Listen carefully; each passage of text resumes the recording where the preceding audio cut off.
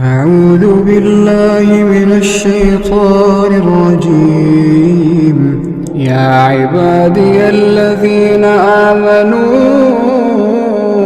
إن أرضي واسعة فإياي فاعبدون كل نفس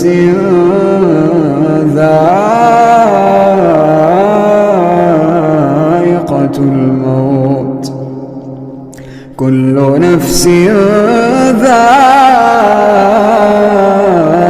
الموت بسم ربک الذی خلق. پڑھو تمہارے رب کے نام سے جس نے پیدا کی. پڑھو تمہارے رب کے نام سے. علم حاصل کرو. کیوں؟ علم اگر تمہیں حاصل ہو جائے گا تو تمہیں خود پتا چل جائے گا کہ بھلائی کیا ہے، برائی کیا ہے، نیکی کیا ہے، بدی کیا ہے، ہدایت کیا ہے، ضلالت کیا ہے. یہ علم ایک روشنی ہے جو فرق کرنے والی چیز ہے. علم اگر تمہیں حاصل ہو جائے گا تم خود برائیوں سے بچنے والے بن جاؤ گے، تم خود نیکی کے کاموں میں سبقت کرنے والے بن جاؤ گے. اس لیے شریعت اسلامیہ کے اندر اللہ تبارک و تعالیٰ نے جو پہلی وحی نازل فرمائی، حکم دیا کہ علم حاصل کر. تبارک و تعالیٰ کے یہ جو نبی ہیں، یہ جو پیغمبر ہیں، یہ جو انبیاء گزر گئے، یہ لوگ نہ دینار چھوڑ کر گئے نہ درہم چھوڑ کر گئے. دینار و درہم دولت کے انبار پیغمبر نہیں لگاتے. یہ پیغمبروں نے اپنی جو وراثت چھوڑی، وہ کیا ہے وراثت؟ وہ علم. پیغمبروں کی وراثت علم ہے، اور جو لوگ اس علم کو حاصل کرنے والے، وہ جو علماء ہیں، وہ پیغمبروں کے وارث. دین کی فضیلت و اہمیت. محترم حاضرین، گزشتہ خطبے کے موقع پر میں نے آپ کے سامنے اولاد کی دینی تربیت کے سلسلے میں کچھ باتیں رکھیں، اور یہ بات یاد رکھیں، تعلیم تربیت ہی کا ایک حصہ ہے. جب تک تعلیم نہ ہو تربیت ناممکن ہے، اور جب تک تربیت نہ ہو تعلیم بھی بے فائدہ ہے. یہ دونوں چیزیں ایک دوسرے سے جڑی ہوئی ہیں. اسی لیے تعلیم سے متعلق کچھ باتیں میں آج آپ کے سامنے رکھنا ضروری سمجھتا ہوں، خصوصاً دینی تعلیم کے سلسلے میں. دینی تعلیم، اس کو خاص کرنے کی وجہ یہ ہے کہ آج ہم نے تعلیم کے دو حصے اپنے آپ میں ہم نے کر لیے، ایک دنیاوی تعلیم، ایک دینی تعلیم. ورنہ علم تو علم ہے، اس کو ہم نے بانٹ لیا کہ یہ دنیا کا علم ہے، یہ دین کا علم ہے. بہرحال دینی تعلیم کے سلسلے میں کچھ باتیں میں آپ کے سامنے رکھوں.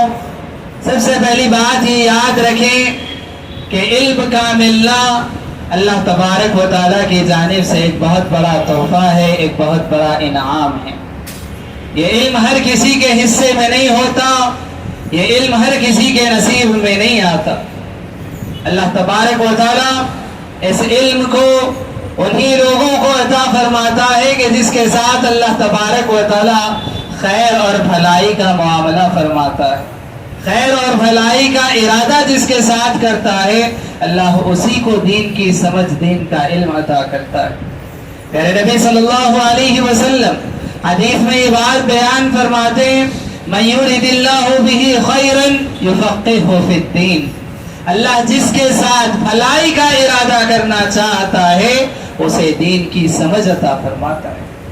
تو محترم حاضرین، معلوم ہوا کہ جس کو دین کا علم نصیب ہو جائے، جن کو دین کی سمجھ عطا ہو جائے، ان کے ساتھ اللہ تبارک و تعالیٰ خیر کا اور بھلائی کا معاملہ فرمانا چاہتا ہے. اللہ تبارک و تعالیٰ کا ان کے ساتھ خیر اور بھلائی کا ارادہ ہوتا ہے. اس کی نشانی یہ ہے کہ اللہ تبارک و تعالیٰ نے انہیں دین کی سمجھ عطا فرمائی. تو محترم حاضرین، دین کی سمجھ کا مل جانا گویا کہ اللہ تبارک و تعالیٰ کی جانب سے ہمارے لیے اللہ تبارک و تعالیٰ کی طرف سے خیر اور بھلائی کا ارادہ. تو اس بات کو سمجھنے کی ضرورت ہے. اس کے بعد ہم یاد رکھیں کہ تعلیم ایک روشنی ہے، ایک نور ہے. علم ایک نور ہے کہ جس کے ذریعے سے ایک انسان اچھائی اور برائی میں فرق کرتا ہے، حق اور باطل میں فرق کرتا ہے. اسی طرح سے ہدایت اور ضلالت، अच्छाई और बुराई को जानता है, पहचानता है, यही इल्म है, यही इल्म की पहचान है। आप याद रखें अल्लाह तबारक व तआला ने जो प्यारे नबी मोहम्मद रसूलुल्लाह सल्लल्लाहु अलैहि वसल्लम को इस दुनिया में मबूस फरमाया, 40 साल की उम्र में अल्लाह तबारक व तआला ने आपको नबूवत अता फरमाई। उस दौर के हालात अगर हम देखें, कौन सी बुराई है जो उस दौर में अरब में ना पाई जाती? हर बुराई पाई जाती थी। अरब के अंदर हम देखें कत्ल व गारतगिरी आम थी, फितना व फसाद था, लड़कियों को जिंदा दरगोर कर देना, दफन कर देना, ये आम बात थी। शराब था, जुआ था, और इसी तरह से तरह तरह की गुमराहियां और इसी तरह से जुल्म व ज्यादती और बुराइयां फैली हुई थी। लेकिन ऐसे हालात में अल्लाह तबारक व तआला ने जो सबसे पहली वही नाजिल फरमाई, कुरान करीम की पहली आयत का नुज़ूल होता है, अल्लाह तबारक व तआला क्या हुक्म देता है? किस चीज का हुक्म देता है? अल्लाह तबारक व तआला ने पहली आयत करीमा में ना नमाज का अल्लाह ने हुक्म दिया, ना ज़कात का अल्लाह तबारक व तआला ने हुक्म दिया, ना हज का, ना रोजे का, और इसी तरह से किसी और चीज ने नेक काम करने का अल्लाह ने हुक्म नहीं दिया, और ना ही किसी बड़ा बुराई से बचने का हुक्म दिया। अल्लाह ने ये नहीं कहा कि जुल्म ज़्यादती ना करो, अल्लाह ने ये नहीं कहा कि कत्ल व गारतगिरी ना करो, अल्लाह तबारक व तआला ने ये नहीं कहा कि शराब ना पियो, जुआ ना खेलो, जुल्म व ज़्यादती ना करो। ना किसी नेकी के करने का हुक्म दिया गया, ना किसी भलाई के करने का हुक्म दिया गया, ना किसी बुराई से रोका गया। हुक्म दिया गया तो हुक्म दिया गया, इक़रा बिस्मि रब्बिकल्लज़ी खलक़, पढ़ो तुम्हारे रब के नाम से जिसने पैदा किया, पढ़ो तुम्हारे रब के नाम से, इल्म हासिल करो। क्यों? इल्म अगर तुम्हें हासिल हो जाएगा तो तुम्हें खुद पता चल जाएगा कि भलाई क्या है, बुराई क्या है, नेकी क्या है, बदी क्या है, हिदायत क्या है, जलालत क्या है। ये इल्म एक रोशनी है जो फर्क करने वाली चीज है। इल्म अगर तुम्हें हासिल हो जाएगा तुम खुद बुराइयों से बचने वाले बन जाओगे, तुम खुद नेकी के कामों में सबकत करने वाले बन जाओगे। इसलिए शरीयत इस्लामिया के अंदर अल्लाह तबारक व तआला ने जो पहली वही नाजिल फरमाई, हुक्म दिया कि इल्म हासिल कर, तो मालूम हुआ इल्म की बहुत बड़ी फजीलत है। इल्म की बहुत बड़ी फजीलत है, इतनी बड़ी फजीलत कि अल्लाह ने पहली वही जो नाजिल फरमाई उसमें इल्म हासिल करने का अल्लाह तबारक व तआला ने हुक्म दिया। हसन बसरी रहमहुल्लाह फरमाते, लौलल इल्म लसार अन्नासु मिस्लल बहाइम। हसन बसरी रहमहुल्लाह फरमाते, अगर इल्म ना होता तो लोग जानवरों की तरह हो जाते। अगर इल्म ना होता तो लोग जानवरों की तरह हो जाते।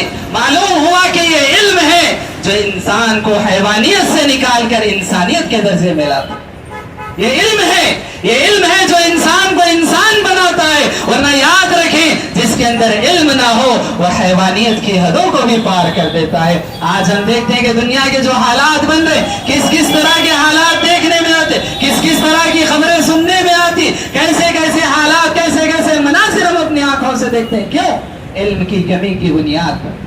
ये इल्म के ना होने की वजह से इंसान इंसानियत की हद से निकलकर हैवानियत की हदों को पार करता चला जा रहा है। इसीलिए हसन बसरी रहमहुल्लाह ने कहा, लौलल इल्म लसार अन्नासु मिस्लल बहाइम, अगर इल्म ना होता तो लोग जानवरों की तरह हो जाते। तो मोहतरम हाज़रीन, ये इल्म की फजीलत है जो इंसान को इंसान बनाती है और अल्लाह तबारक व तआला का मुक़र्रब बंदा बनाती है। और यही इल्म है कि जिसके रास्ते पर चलकर इंसान के लिए जन्नत का रास्ता आसान हो जाता है। अल्लाह के नबी सल्लल्लाहु अलैहि वसल्लम बयान फरमाते हैं, मन सलका तरीक़न यल्तमिसु फीही इल्म सहलल्लाहु लहु तरीक़न इलल जन्नह। अल्लाह के नबी सल्लल्लाहु अलैहि वसल्लम, मुस्लिम की हदीस है, अल्लाह के नबी सल्लल्लाहु अलैहि वसल्लम बयान फरमाते हैं, जो इल्म हासिल करने के लिए रास्ते पर निकलता है, इल्म हासिल करने के रास्ते पर निकलता है, अल्लाह तबारक व तआला उसके लिए जन्नत के रास्ते को आसान कर देता है। अल्लाह तबारक व तआला उसके लिए जन्नत के रास्ते को आसान कर देता है। अल्लाह अकबर, कितनी बड़ी फजीलत है। तुम इल्म हासिल करने के लिए इल्म के रास्ते में निकलो और अल्लाह तबारक व तआला उसी रास्ते को जन्नत का रास्ता बना देता है और जन्नत का रास्ता तुम्हारे लिए आसान हो जाता है। वाज़ेन, ये बहुत बड़ी फजीलत है और यही इल्म है, यही इल्म है। याद रखें, अल्लाह के नबी सल्लल्लाहु अलैहि वसल्लम एक हदीस में बयान फरमाते हैं, जो बंदा इल्म हासिल करने के लिए निकलता है, جو بندہ علم حاصل کرنے کے لیے نکلتا ہے. آج ہم اپنی نگاہوں سے دیکھتے ہیں کہ جو مدارس کے طلبہ ہیں, مدرسے کا دین کا علم حاصل کرنے والے یہ طلبہ, یہ پیدل نظر آتے ہیں, رنگے پاؤں چلتے ہوئے نظر آتے ہیں. اللہ کے نبی صلی اللہ علیہ وسلم بیان فرماتے تمہاری آنکھوں میں تو یہ پیدل چلتے ہوئے نظر آ رہے, یہ زمین پر یہ سڑک پر چلتے ہوئے نظر آ رہے, لیکن اللہ کے نبی صلی اللہ علیہ وسلم بیان فرماتے جب یہ چلتے ہیں تو فرشتے اپنے پروں کو بچھا دیتے. جب یہ دینی علم حاصل کرنے والے, اللہ تبارک و تعالیٰ کا علم حاصل کرنے والے یہ بندے جب نکلتے ہیں راستوں پر, اللہ تبارک و تعالیٰ کے فرشتے ان کے راستوں میں پر بچھا دیتے, اور وہ سڑک پر, وہ زمین پر نہیں بلکہ فرشتوں کے پروں پر چلتے ہوئے گزرتے. اور اللہ کے نبی صلی اللہ علیہ وسلم یہاں تک بیان فرماتے ہیں کہ جو بندہ علم حاصل کرنے کے لیے نکلتا ہے اللہ تبارک و تعالیٰ کی رحمت اس پر ہوتی ہے, فرشتے اس کے حق میں دعا کرتے ہیں. اللہ کے نبی فرماتے ہیں ساری مخلوقات, زمین و آسمان کی ساری مخلوقات اس کے حق میں دعا فرماتی ہیں, حتیٰ کہ اللہ کے نبی فرماتے ہیں یہ جو چھوٹے چھوٹے زمین کے اندر بل تمہیں نظر آتے ہیں, چونٹیوں کے بل, یہ چونٹیوں کے بلوں میں یہ چونٹیاں بھی اللہ تبارک و تعالیٰ سے اس بندے کے حق میں دعا کرتی ہیں, اور یہ سمندروں کی مچھلیاں بھی اس کے حق میں دعا کرتی ہیں. اللہ اکبر. یہ دینی علم کی فضیلت ہے. اس فضیلت کو آج ہم نے بھلا دیا. آج ہم یہ سمجھتے ہیں کہ مدرسے کی تعلیم ہے, دین کا علم حاصل کرنا ہے, یا یہ چیزیں کہ قرآن و حدیث کا علم حاصل کرنا ہے. آج ہم نے اس کو سیکنڈ لیول دے دیا, دوسرے درجے کی تعلیم ہم نے آج اس کو بنا دیا. آج ہم یہ چاہتے ہیں کہ ہمارا لڑکا یا ہمارے بچے یا ہماری اولاد ایسی بن جائے کہ دنیا کے اندر اس کا نام ہو, دنیا کے اندر اس کی شہرت ہو, فلاں ہو, ایسا ہو ویسا ہو. آپ یاد رکھیں یہ ساری دولت, یہ ساری شہرت اس فضیلت کو حاصل نہیں کر سکتے. اس علم کو حاصل کرنے والے کے لیے جو فرشتے پر بچھا دیتے ہیں, چونٹیاں اپنے دلوں میں, مچھلیاں سمندر میں, اللہ تبارک و تعالیٰ عرش سے اللہ تبارک و تعالیٰ رحمت نازل فرماتا ہے, فرشتے اس کے حق میں دعا کرتے ہیں. یہ جو فضیلت ہے یہ کسی اور کو حاصل نہیں ہو سکتی. اور یہ بات یاد رکھیں, فضیلت اور رحمت کی بات آئی ہے تو پھر یہ بھی یاد رکھیں یہ وہ علم ہے کہ اللہ کے نبی صلی اللہ علیہ وسلم بیان فرماتے ہیں ان العلماء ورثۃ الانبیاء. اللہ کے نبی صلی اللہ علیہ وسلم یہ دینی علم کی اہمیت اور اس کی فضیلت کو بیان کرتے ہوئے بیان فرماتے ہیں کہ اللہ تبارک و تعالیٰ کے یہ جو نبی ہیں, یہ جو پیغمبر ہیں, یہ جو انبیاء گزر گئے, یہ لوگ نہ دینار چھوڑ کر گئے نہ درہم چھوڑ کر گئے. دینار و درہم دولت کے انبار پیغمبر نہیں لگاتے. یہ پیغمبروں نے اپنی جو وراثت چھوڑی وہ کیا ہے وراثت؟ وہ علم. پیغمبروں کی وراثت علم ہے, اور جو لوگ اس علم کو حاصل کرنے والے وہ جو علماء ہیں وہ پیغمبروں کے وارث ہیں, وہ پیغمبروں کے وارث ہیں. اب یہ بات یاد رکھیں کہ دنیا کا سب سے مالدار انسان ہو, دنیا کا سب سے بڑا رتبہ اور مقام رکھنے والا انسان ہو, شہرت یافتہ ہو, دنیا کی بڑی بڑی ڈگریاں اس کے پاس ہو, لیکن یہ چیز اس کے حق میں کبھی نہیں آ سکتی کہ وہ نبیوں کا وارث کبھی نہیں بن سکتا. وہ نبیوں کا وارث, پیغمبروں کا وارث, انبیاء کا وارث نہیں بن سکتا. انبیاء کے وارث کون ہیں؟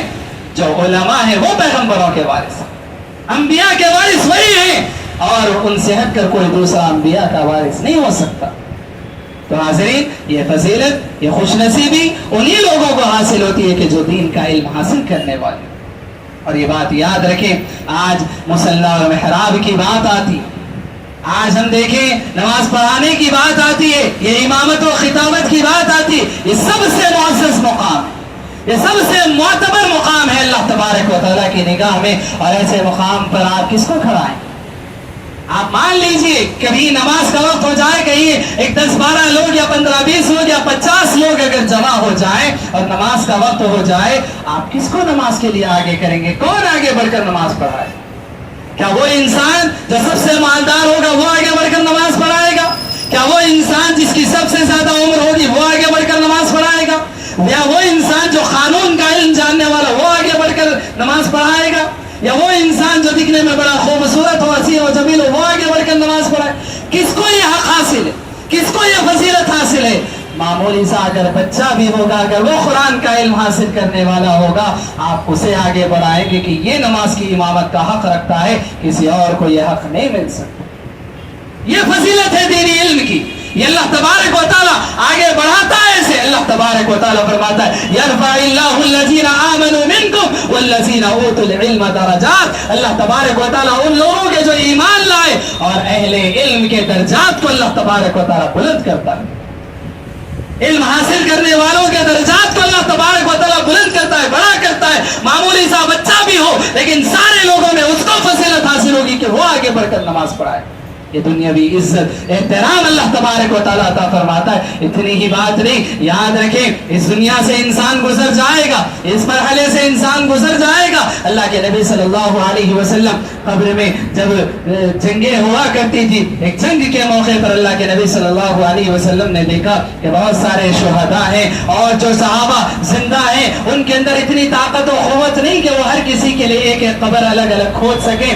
کچھ قبریں کھودی گئیں. اللہ کے نبی صلی اللہ علیہ وسلم نے حکم دیا کہ جو حافظ قرآن ہو یا جس کو قرآن زیادہ یاد ہو اس سے پہلے دفن کیا جائے, اسے پہلے دفن کیا جائے. اللہ کے نبی صلی اللہ علیہ وسلم نے یہ مقام عطا فرمایا. اتنا ہی نہیں بلکہ ہم اس دنیا سے گزر جائیں, اخروی مرحلے میں ہم چلے جائیں, آخرت کی بات آپ یاد رکھیں. اللہ کے نبی صلی اللہ علیہ وسلم بیان فرماتے ہیں کل قیامت کے روز اللہ تبارک و تعالیٰ ان لوگوں کو حکم دے گا کہ جو قرآن کریم کا علم حاصل کرنے والے یا قرآن کریم جن کو یاد ہوگا, اللہ تبارک و تعالیٰ حکم دے گا کہ قرآن پڑھتے جاؤ اور درجات کو بلند چڑھتے جاؤ.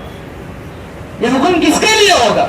جس کو علم حاصل ہوگا, جو قرآن و حدیث کا علم رکھنے والے, جس کو قرآن یاد ہوگا انہیں درجات بلند کیے جائیں گے, ان کے درجات بلند ہوگے. تو حاضرین یہ بہت بڑی فضیلت ہے, یہ بہت بڑی فضیلت ہے. دنیا میں بھی مقام و مرتبہ, آخرت میں بھی مقام و مرتبہ, درجات میں بلندی. دنیا میں بھی اللہ تبارک و تعالیٰ مقام عطا فرمائے گا, آخرت میں بھی اللہ تبارک و تعالیٰ مقام عطا فرمائے گا. کیوں؟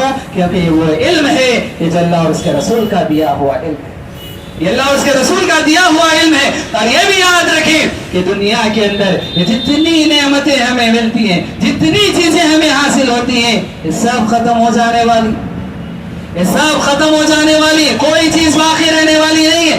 اگر کوئی چیز باقی رہنے والی ہے, اللہ کے نبی صلی اللہ علیہ وسلم نے حدیث میں یہ بات بیان فرمائی, اذا مات الانسان انقطع عنہ عمل. جب انسان اس دنیا سے گزر جاتا ہے, انتقال ہو جاتا ہے, تو ساری چیزیں اس سے منقطع ہو جاتی ہیں, دور ہو جاتی ہیں, کٹ جاتی ہے اس سے وہ ساری چیزیں, الا من سلف.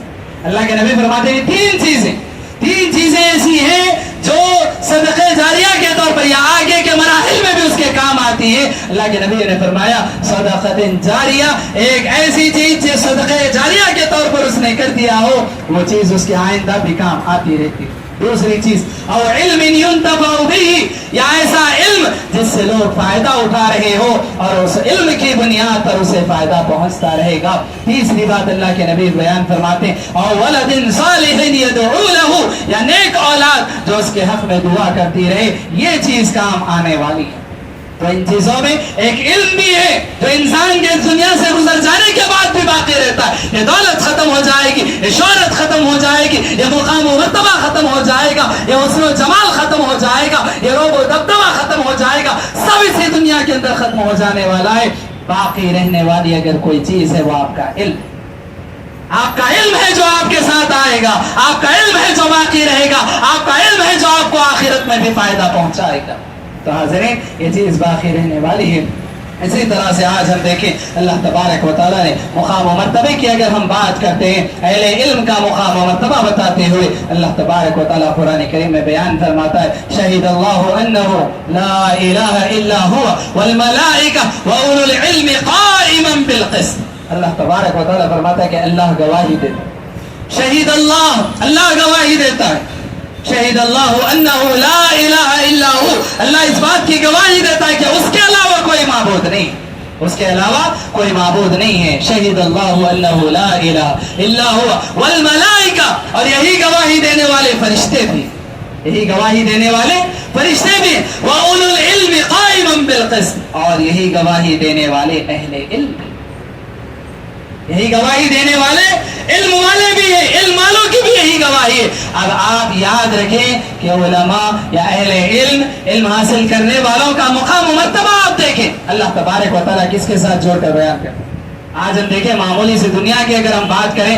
کسی لیڈر کے ساتھ, کسی فلاں کے ساتھ, بڑے آدمی کے ساتھ, عزت و شہرت یافتہ آدمی کے ساتھ اگر کسی کا نام آ جائے, وہ کہتا ہے کہ دیکھو میرا نام یہاں ہے, میرا نام یہاں چھپا ہے, فلاں جگہ میرا نام آیا, کسی ڈگری میں میرا نام آیا, فلاں جگہ میرا نام آیا. آج انسان یہ کہتا ہے. آپ دیکھیں اہل علم کا, علم حاصل کرنے والوں کا نام اللہ تبارک و تعالیٰ کس کے ساتھ پیش کرتا ہے؟ اللہ تبارک و تعالیٰ فرماتا ہے اللہ نے گواہی دی, فرشتوں نے گواہی دی اور اہل علم نے گواہی. اہل علم کو کس کے ساتھ چھوڑ کر بیان کیا گیا؟ اللہ کے ساتھ, فرشتوں کے ساتھ, ان کے ساتھ اللہ تبارک و تعالیٰ نے ذکر فرمایا. اللہ اکبر, کتنی بڑی خوش نصیبی کی, کتنی بڑی سعادت کی بات ہے. اور بات اگر فضیلت کی ہے تو یہ بھی سن لیں, اللہ کے نبی صلی اللہ علیہ وسلم حدیث میں بیان فرماتے ہیں فضل العالم علی العابد, فضل العالم علی العابد. اللہ کے نبی صلی اللہ علیہ وسلم بیان فرماتے ہیں ایک عالم کی فضیلت ایک عابد انسان پر, عالم کی فضیلت ایک عابد انسان پر. عابد کسے کہتے ہیں؟ عبادت گزار, جو دن رات اللہ کی عبادت میں لگا رہتا ہے. ایک جاہل سے یا اسی طرح سے ایک ظالم برے فاسق فاجر سے نہیں دی جا رہی ہے. کس کا مقابلہ کرایا جا رہا ہے؟ ایک عالم ہے, ایک عابد ہے, عبادت گزار انسان ہے. دونوں کا مقابلہ کراتے ہوئے اللہ کے نبی صلی اللہ علیہ وسلم بیان فرماتے ایک عبادت گزار انسان پر ایک عالم کو ویسے ہی فضیلت حاصل ہے جیسے کفضل القمر لیلۃ البدر علی سائر النجوم. اللہ کے نبی فرماتے جیسے 14ویں کے چاند کو سارے ستاروں پر جو فضیلت حاصل ہے ویسے ہی ایک عالم کو ایک عابد پر فضیلت حاصل.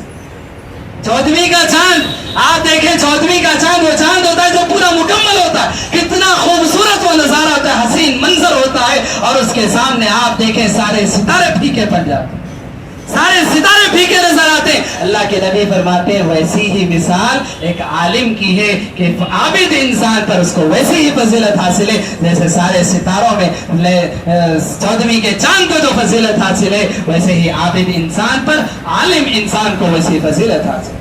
ایک دوسرے مقام پر ایک اور حدیث میں اللہ کے نبی صلی اللہ علیہ وسلم بیان فرماتے فضل العالم علی العابد کفضلی علی ادناکم. اللہ کے نبی بیان فرماتے ہیں کہ ایک عالم کی مثال, ایک عالم کی مثال ایک عابد انسان پر ویسی ہی ہے جیسے میری فضیلت تم میں سے ایک ادنا صحابی پر. میری فضیلت جیسے تم میں سے ایک ادنا صحابی پر میری جو فضیلت ہے ویسے ہی ایک عابد انسان پر ایک عالم انسان کی ویسی فضیلت ہے. تو اللہ کے نبی صلی اللہ علیہ وسلم نے اتنی بڑی فضیلت بیان فرمائی. آپ یاد رکھیں صحابہ میں بھی بہت سارے درجے تھے, صحابہ میں بہت سارے درجے تھے. سب سے بڑے درجے پر اگر کوئی فائز تھے تو حضرت ابوبکر, ابوبکر کے بعد حضرت عمر, حضرت عمر کے بعد حضرت عثمان, حضرت عثمان کے بعد حضرت علی, اس کے بعد عشر مبشرہ کا ذکر آتا ہے, اس کے بعد بدری صحابہ کا ذکر آتا ہے, پھر مہاجرین کا ذکر آتا ہے, پھر انصار کا ذکر آتا ہے, پھر اس کے بعد بیعت الرضوان میں شامل صحابہ کا ذکر آتا ہے. یہ صحابہ کے بھی بڑے بڑے درجات ہیں. اللہ کے نبی کہتے ہیں سب سے کم درجے کے جو صحابی ہیں ان پر میری جو فضیلت ہے وہی ایک عالم کو ایک عابد انسان پر فضیلت ہے. اللہ, یہ بہت بڑی فضیلت ہے, یہ بہت بڑی فضیلت ہے. یاد رکھیں. اب میں آپ کے سامنے یہ بات رکھوں گا کہ جب اتنی ساری فضیلتیں ہیں تو پھر ہم اس سے دور کیوں, دینی علم سے ہم اتنے دور کیوں ہیں؟ آج ہم نے اس کو دوسرا درجہ کیوں دے دیا؟ آج ہم یہ کیوں سمجھ بیٹھے کہ علم, دین کا علم حاصل کرنا بس کچھ خاص لوگوں کا کام ہے؟ یا ہم نے یہ کیوں سمجھ لیا کہ دینی علم حاصل کرنے والے وہ بچے جو یتیم ہوں گے, جو مسکین ہوں گے, جن کے پاس مال و دولت نہیں ہوگا, جس کے پاس فیس بننے کے لیے پیسے نہیں ہوں گے, یا اسی طرح سے جن کے ماں باپ مجبور ہوں گے, ایسے لوگ دینی علم حاصل کرنے کے لیے اپنی اولاد کو لگا رہے ہیں. نعوذ باللہ. آج ہم حالات کی اگر ہم بات کریں معاشرے کے اندر, سوسائٹی کے اندر, ہم یہ دیکھیں دینی علم حاصل کرنے والا وہ بچہ ہوگا یا تو یتیم ہوگا یا تو مسکین, یا ایسے اس کے ماں باپ ہوں گے جو بڑے اسکولز میں, کالجز میں جس کی فیس نہیں بن سکتے, جو غریب ہوں گے. ایسے ماں باپ کے اور جو اولاد ہوگی, جو بچے ہوں گے وہ مدارس میں پڑھ رہے. آج ہم نے یہ درجہ دیا دینی تعلیم, دینی علم کو ہم نے یہ مقام دیا. اللہ اکبر.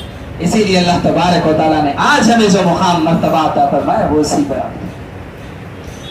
آج ہم نے اللہ کے دین کو یتیم و مسکینوں کے حوالے کر دیا اور اللہ تبارک و تعالیٰ نے اس امت کو یتیم کی طرح کر دیا. یاد رکھیں, آج یہ امت جس طرح سے بکھری پڑی ہے, آج یہ امت کی رہنمائی کرنے والا، اسی طرح سے اس امت کو اونچا اٹھانے والا، اسی طرح سے اس امت کو بلند مرتبہ اور عزت اور اسی طرح سے مقام و مرتبہ دینے والا کوئی نہیں. کیوں؟ کیونکہ تم نے دین کو ایسے لوگوں کے حوالے کر دیا.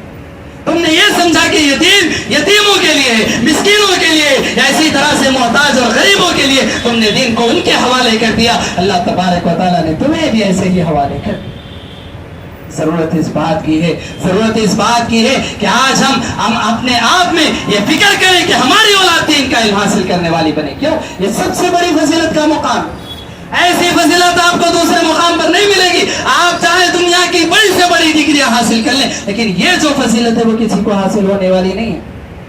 اگر آپ فرق سمجھنا چاہتے ہیں کہ دینی علم اور دنیاوی علم میں کیا فرق ہے، اگر آپ جاننا چاہتے ہیں، ایک مثال میں آپ کے سامنے رکھنا ضروری سمجھتا ہوں کہ آج ہم دیکھیں دنیا کے اندر جو علوم لوگوں کو سکھائے جا رہے ہیں، بچوں کو پڑھایا جا رہا ہے، یا آج دنیا کے اندر جو ماہرین پیدا ہو رہے ہیں وہ کن چیزوں کا علم حاصل کرتے ہیں؟ وہ کن چیزوں کا علم حاصل کرتے ہیں؟ مخلوقات کا علم حاصل کرتے ہیں. مخلوقات کا علم حاصل کرنے والے کون سی مخلوقات؟ آج ہم دیکھیں جو تعلیم حاصل کی جا رہی، جو بڑی بڑی ڈگریاں لی جا رہی، کن چیزوں میں؟ کوئی ہے جو آسمانوں کا علم حاصل کر رہا ہے، فلکیات کا علم. کوئی ہے جو زمینوں کا علم حاصل کرنے میں لگا ہوا ہے. کوئی ہے پہاڑوں کا، کوئی ہے درختوں کا، جھاڑوں کا، اسی طرح سے کوئی پھل پودوں کا، اسی طرح سے کوئی جانوروں کا، چرندوں پرند کا. ان چیزوں میں لوگ اپنا علم حاصل کرنے میں، ماہر بننے میں لگے ہوئے. اس سے آگے اگر بڑھ کر دیکھتے ہیں انسانوں کا علم حاصل کرنے میں، انسان ہے، انسان کی ساخت کیسی ہے، اس کا جسم کیسا ہے، اور اس چیز میں علم حاصل کرنے میں کہ اس کی آنکھ کا علم حاصل کیا جا رہا ہے، اس کے کان کا علم حاصل کیا جا رہا ہے، گلے کا علم حاصل کیا جا رہا ہے، رگوں کا، ہڈیوں کا، ہر چیز کا. یہ جتنے سارے علوم آپ کو آج دنیا میں نظر آ رہے، یہ ساری مخلوقات کا علم، اللہ کی پیدا کی ہوئی چیزوں کا علم ہے. اور ایک عالم دین کا علم حاصل کرنے والا جو علم حاصل کرتا ہے وہ مخلوقات کا نہیں بلکہ وہ خالق کا علم حاصل، وہ خالق کا علم حاصل کرتا ہے. وہ یہ دیکھتا ہے کہ اس ساری مخلوقات کو پیدا کرنے والا خالق کون ہے، مالک کون ہے، اس کی قدرت کیسی ہے، اس کا علم کیسا ہے، اس کی مغفرت کیسی ہے، اس کی رحمت کیسی ہے، اور اسی طرح سے وہ کب غضبناک ہوتا ہے، وہ کب راضی ہوتا ہے، اپنے بندوں سے کیسے راضی ہوتا ہے، اپنے بندوں پر کیسے غضبناک ہوتا ہے، اس کی کیا صفات ہے. اللہ تبارک و تعالیٰ کے بارے میں وہ علم حاصل کرتا ہے، خالق کے بارے میں. اب آپ سے اگر میں سوال کروں کہ خالق کا علم یہ زیادہ افضل ہے یا مخلوقات کا جو علم ہے وہ زیادہ افضل ہے، آپ خود فیصلہ کریں. دونوں میں فرق آپ سمجھنے کی کوشش کریں. یہ دنیا میں علم جتنے علوم سکھائے جا رہے ہیں یہ ساری مخلوقات کے علم ہے، خالق کا علم آپ کو اس میں نہیں ملے گا. اگر خالق کا علم حاصل کرنے والا ہوگا وہ دینی علم حاصل کرنے والا طالب علم ہوگا جو خالق کا علم حاصل کرے گا. اب آپ فیصلہ کر لیں کہ خالق کا علم حاصل کرنے والا وہ زیادہ افضل ہے یا مخلوقات کا علم حاصل کرنے والا وہ زیادہ افضل.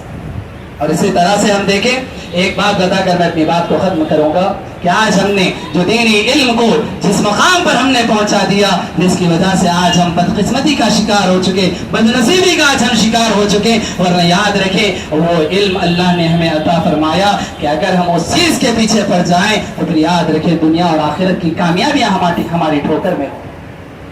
آپ کو میں ایک بات سمجھانے کی کوشش کروں گا کہ اللہ تبارک و تعالیٰ نے پیغمبروں کو بہت سارے معجزات عطا فرمائے، اور جو معجزات اللہ تبارک و تعالیٰ نے عطا فرمائے وہ اس دور کے حالات کے اعتبار سے اس زمانے میں جس چیز کی ضرورت تھی اللہ نے وہ چیز عطا فرمائی. جیسے ہم دیکھیں حضرت موسیٰ علیہ السلام کے دور کا اگر ہم جائزہ لیتے ہیں، اس زمانے کی اگر ہم بات کرتے ہیں، اس زمانے کی سب سے بڑی طاقت اگر کوئی تھی تو وہ جادو تھی. جادو کو بہت زیادہ شہرت حاصل تھی، بہت زیادہ جادو اس طرح سے حضرت موسیٰ علیہ السلام کے زمانے میں پھیلا ہوا تھا. اسی لیے حضرت موسیٰ کا مقابلہ کرانے کے لیے لوگوں نے جن لوگوں کو جمع کیا، ساری دنیا سے جمع کیا، وہ کون تھے؟ وہ جادوگر تھے، جادوگروں کو جمع کیا گیا. لیکن اللہ تبارک و تعالیٰ نے اس کے مقابلے کے لیے جو معجزہ عطا فرمایا، حضرت موسیٰ کو کون سا معجزہ عطا فرمایا؟ ایک عصا اللہ تبارک و تعالیٰ نے عطا فرمایا. اور جب حضرت موسیٰ علیہ السلام نے وہ عصا زمین پر ڈالی، جادوگروں سے مقابلہ ہو رہا تھا، وہ عصا کی شکل اختیار کرتا ہے، سارے جادو کو وہ ختم کر دیتا ہے. اور وہ جادوگر دیکھتے ہیں کہ یہ جادو نہیں ہے، یہ وہ چیز ہے جو جادو سے اوپر والی چیز، یہ جادو کو عاجز کر دینے والی چیز ہے، جادو کو ختم کر دینے والی چیز ہے. ہماری دنیا کی جو سب سے بڑی اس دور کی طاقت ہے، یہ اس سے بڑی طاقت اللہ تبارک و تعالیٰ کی جانب سے. اسی لیے سارے جادوگر سجدے میں گر گئے. یہ معجزہ ہوتا ہے. یہ معجزہ ہوتا ہے جو وقت کی طاقت کو چھکا کر رکھ دیتا ہے، عاجز کر کے رکھ دیتا ہے، اس لیے اس کو معجزہ کہتے ہیں۔ حضرت عیسیٰ کے دور کی اب آپ بات کریں، حضرت عیسیٰ علیہ السلام کے دور میں یہ علاج و معالجے کی بڑی شہرت تھی، یہ علاج و معالجے کا یہ دور تھا، بہت سارے کئی طرح کے وہ علاج کیا کرتے تھے۔ ایسے حالات میں اس دور میں اللہ تبارک و تعالیٰ نے حضرت عیسیٰ کو جو معجزات عطا فرمائے وہ کیسے معجزات تھے؟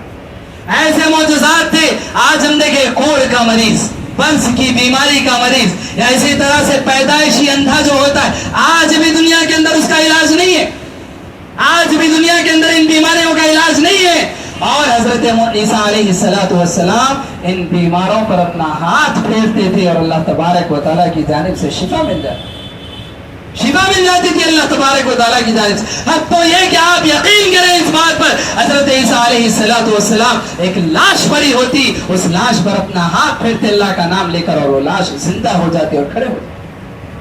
ایسے معجزے اللہ نے عطا فرمائے، اللہ اکبر۔ یہ حضرت عیسیٰ علیہ السلام مٹی سے پتلا بناتے، پرندوں کی شکل اس کو دیتے اور اس میں پھونک مارتے اور آسمان میں اڑا دیتے، وہ پرندہ بن کر اڑنے لگ جاتے۔ یہ معجزے اللہ نے عطا فرمائے، ایسے معجزے کہ اس وقت کی جو طب تھی، اسی طرح سے ڈاکٹری ہم کہیں، علاج و معالجہ کہیں، عاجز آ چکے تھے حضرت عیسیٰ علیہ السلام کے معجزات کو دیکھ۔ تو اللہ نے دور اور زمانے کے اعتبار سے اللہ نے ایسے معجزے عطا فرمائے۔ اس دور کی جو سب سے بڑی طاقت تھی وہ عاجز آج، اور اس امت کا معجزہ کیا ہے؟ اس امت کی سب سے بڑی، آج دنیا کی سب سے بڑی طاقت اگر شمار کی جاتی ہے وہ علم ہے، وہ نالج ہے، وہ تعلیم ہے۔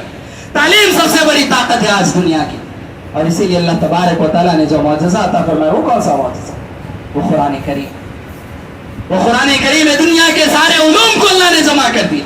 یہ ایسا معجزہ ہے کہ اگر اس چیز کو اگر ہم حاصل کر لیں تو پھر یاد رکھیں دنیا کی کوئی طاقت نہیں جو اس کا مقابلہ کر سکے۔ لیکن آج کیا ہوا؟ آج ہم نے اس اتنی بڑی طاقت کو جو ساری طاقتوں کو توڑنے والی یا ساری طاقتوں کو چھکا کر رکھ دینے والی، آج ہم نے اس کو سجا کر تابداروں میں یا اسی طرح سے جزدان و حریرے میں لپیٹ کر ہم نے رکھ دیا۔ اگر آج اس چیز کو ہم تھام لیں، اس چیز کے علم کو حاصل کرنے والے اگر ہم بن جائیں، یاد رکھیں دنیا کی کوئی طاقت نہیں جو آپ کا مقابلہ کر سکتی۔ کیوں؟ یہ آیا ہی ان ساری چیزوں کو چھکانے کے لیے، یہ آیا اس لیے کہ ساری طاقتوں کو عاجز کر سکے۔ یہ سب سے بڑا معجزہ ہے اس امت کا، لیکن سب سے بڑا افسوس اس بات پر ہے کہ اس امت نے اسی معجزے کو چھوڑ دیا، اس علم کو ہم نے چھوڑ دیا۔ ہم یہ سمجھ بیٹھے کہ کچھ خاص لوگ ہیں، کچھ خاص بچے ہیں، طلبہ ہیں جو وہ علم حاصل کریں گے۔ ہر کسی کے بس کی بات نہیں قرآن کو سمجھنا، یا ہر کسی کے بس کی بات نہیں قرآن کو یاد کرنا۔